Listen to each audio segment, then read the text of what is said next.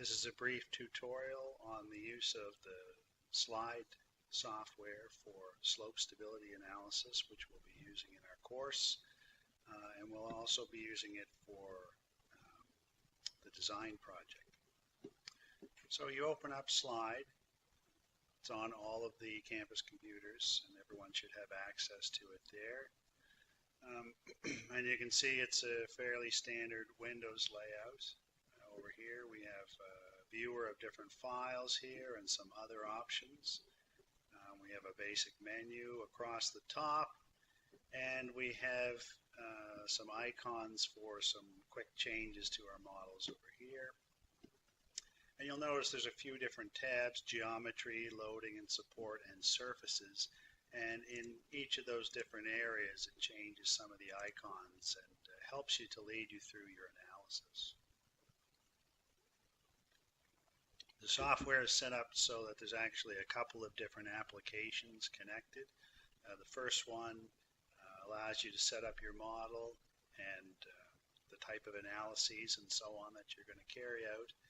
Then you push the calculator here to compute it, which opens another little module automatically that carries out all the calculations of factor safety for your slope stability analysis. And then once that's completed, you open up another application which is called Interpret, which allows you to have a look at the results and has some nice tools for interpretation of the analyses. So the first thing we want to start off with is the project settings. So we want to set up the software so it has all the right settings to carry out analysis the way we want it done. And we're going to be doing an analysis of a very simple homogeneous dam. So I click on that, and you can see on the left there are many different options. I'm not going to go through all of them. It would need an entire tutorial just to go through all of these settings. But the main ones are starting on general. We're going to use metric units. And we're not going to use permeability or time really in our analyses. That is used if you're going to do some kind of groundwater analysis. And the failure direction, okay, we're going to have a dam, so it could fail in either direction, and that gets a bit complicated for the search algorithm of the critical surface, so it makes you select it. In this case, we're going to use a left to right surface. We are going to, under scenarios, just look at a simple single scenario. It has a bit of a file management system inside of it to help you to do multiple analyses. The next major one is the methods. Okay, so we're going to select several different methods to look at here. The Bishop Simplified is a nice simple one. We're going to use the Spencer method, and we're going to use the GLE Morgenstern price, which in my opinion is probably the best. But it is good to have multiple methods to compare. Groundwater, we are not going to do a groundwater flow analysis in this model. There's lots of ways to include pore pressure in the model, but we're going to simply use a groundwater surface that we're going to enter into the model, and it's going to calculate the pore pressures and effective stresses for us. We're not going to do anything with seismicity, statistics, random numbers, or anything like that. Okay. So we'll just push OK, and it's probably a good time to save things right out of the gate. So we save as. We'll call this one Dam Design.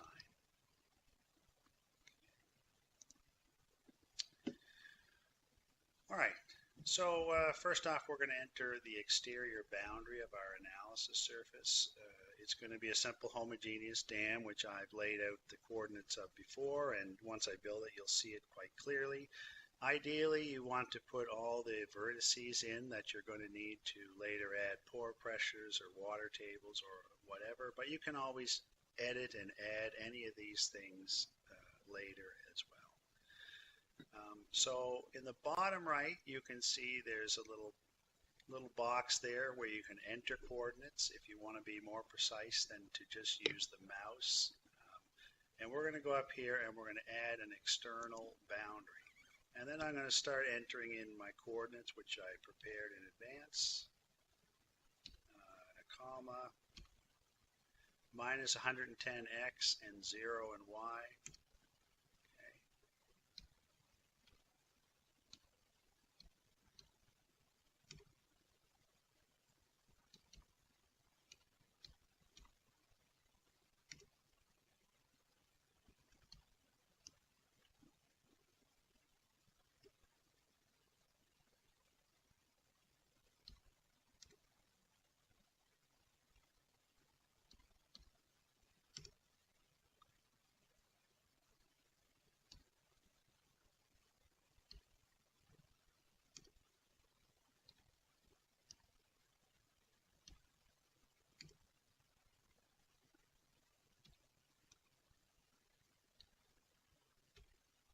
It's this point that it's not symmetrical. I'm going to put a vertex in for the where the water table is going to meet the surface of the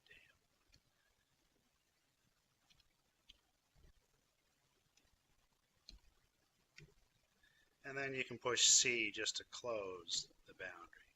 Okay, so there's our model. You can see I have a vertex here for the water table that's going to be in the upstream side of the dam, and we're going to be looking at a slide from left to right on the downstream side of the dam. It's got quite a narrow crest here. We've got enough room at the toe to accommodate a decent circle, but maybe we want to look at a bit deeper surface. We might look at a failure surface that is, you know, unlikely to be deeper than that, but since it's very easy to change, let's do it. Okay, so up here with the vertices, we can add a vertex if we wanted to, say, put more water table points, and we can move a vertex or delete one. So we'll move it, and then I'm going to select both of the bottom vertices. I'm just going to push enter once they're selected. Then it's going to ask me where I want to move the point from, and I'm going to say I want to move it from there, and I want to move it down, say 20 meters. So I'm going to move it down to the point where x is 110 and y is negative 40. Okay, so that gave us some more room, and you can zoom, you know, your slope here. You can zoom all kinds of other things up there. Okay, that's also a good time to save things.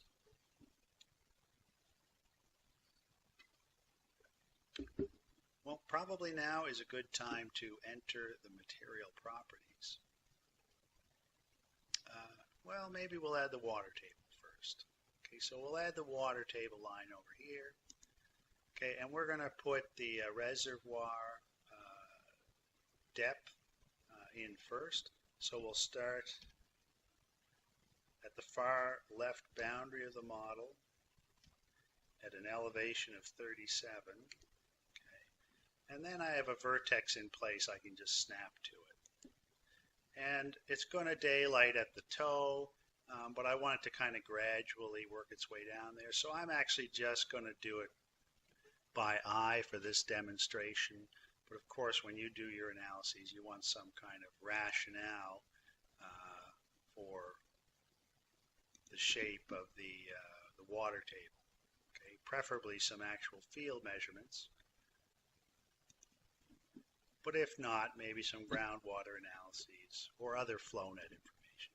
So now it's a little dialog box automatically popped up, and it's saying what materials do I want to apply that water table to, and really I only have one material in the model, but it's selected all of them, and I'm going to say okay, that's fine. Okay, so this water table is applied to the entire model.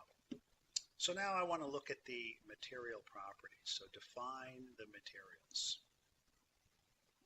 Okay, so in this case, we only have one material, and we're going to call it a silty clay.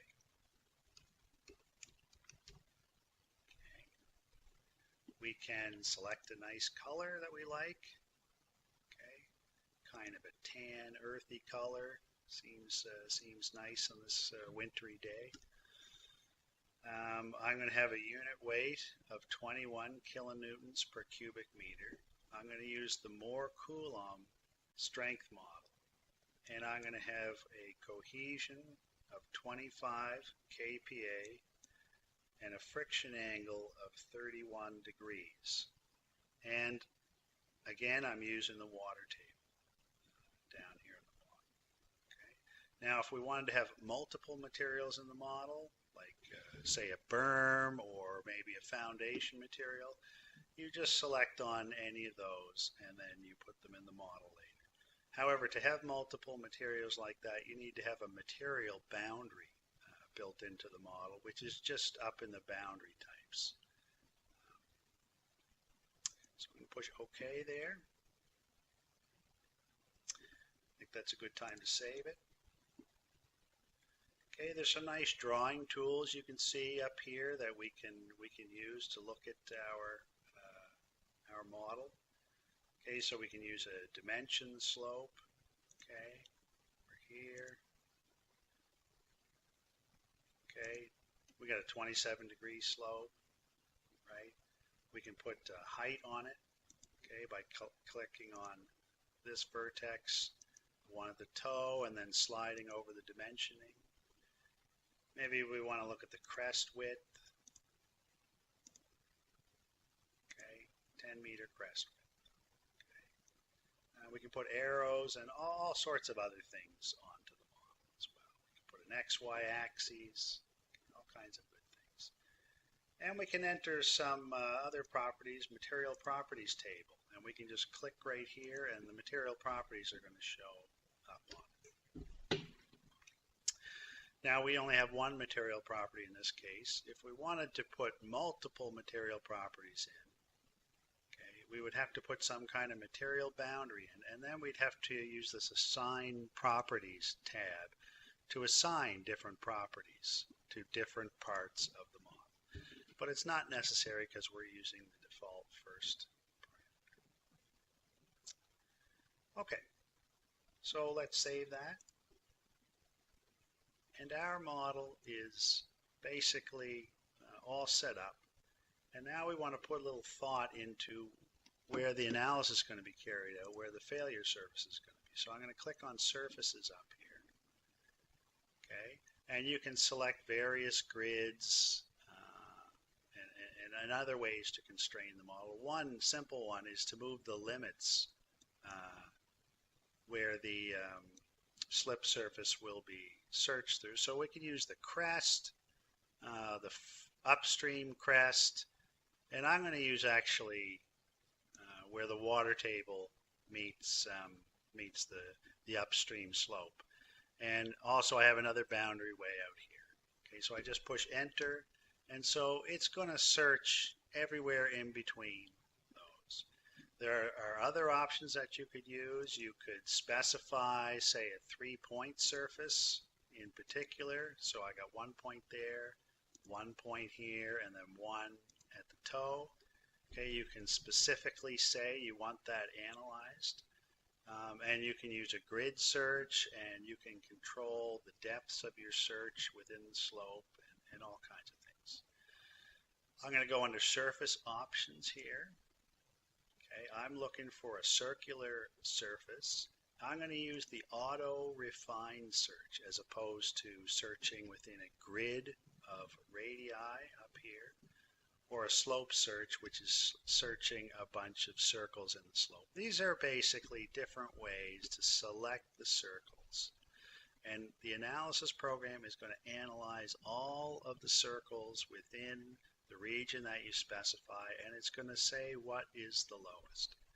The auto refine search simply searches a grid of circles, and then if it thinks that there's a lower factor of safety outside of that grid, it's going to move the grid and do it again, and then do it again, and then do it again until it truly finds what it thinks is the lowest. In a simple slope geometry like this, it is going to find the lowest factor of safety. The critical slip surface quite easily. But in more complicated shapes and other material properties, it might not, and you have to take a little bit more care. So I'm just going to push OK. I'll save that again, and we're all ready to do an automatic search of all the circles in this range. So we're just going to push the compute button. It's going to open up a little app to calculate all these circles with all the methods that we specified, which I believe were the Bishops, the Spencer, and the Morgenstern price. Well, that was amazingly quick. I think you'd be hard-pressed to calculate even one of these during your tutorial. Okay, so now we'll open the Interpret tab and we'll have a look at our results.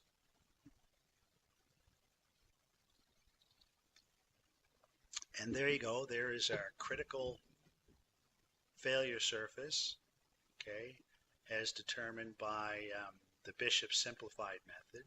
And you can open this window and look at different failure surfaces and the corresponding factor of safety for the Spencer method and the Morgenstern price. And you can see that there is a little bit of variability there.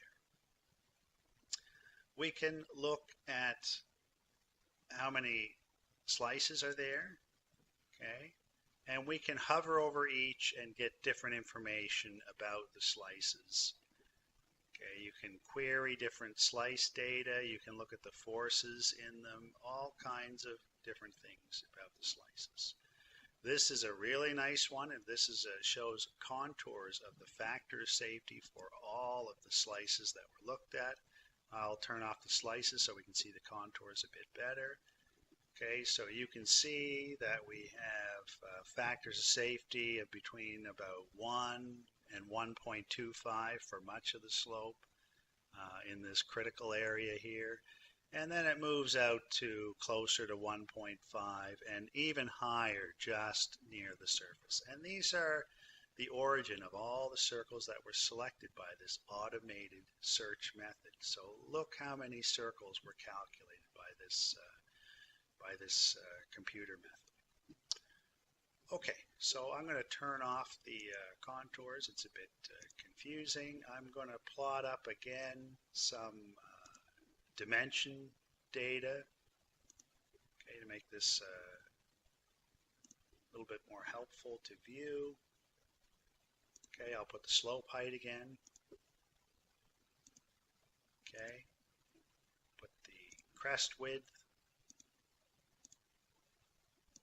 Okay, maybe I'll put a nice XY grid in there. And then I will add the material properties table. And I will add a factor safety table. Okay, so that's quite nice. You got quite a nice little output for your report. Okay, if you want to save that, you can go under Export an Image. And the default there is a PNG. And call this damdesign.png. And you will have that image for inclusion in your report.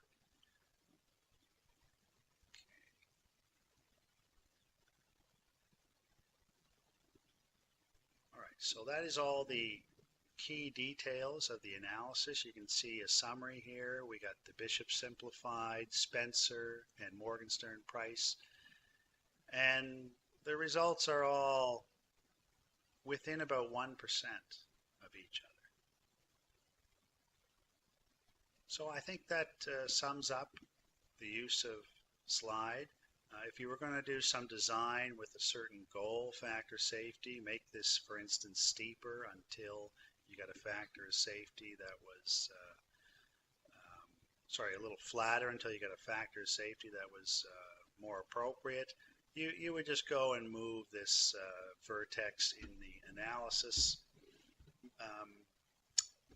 portion of the software over here, and then rerun your analyses. or you could look at changing the water table, or you could look at changing the cohesion or friction angle. Any of these parametric variations. I think that gives you enough to carry on with your assignment, and good luck.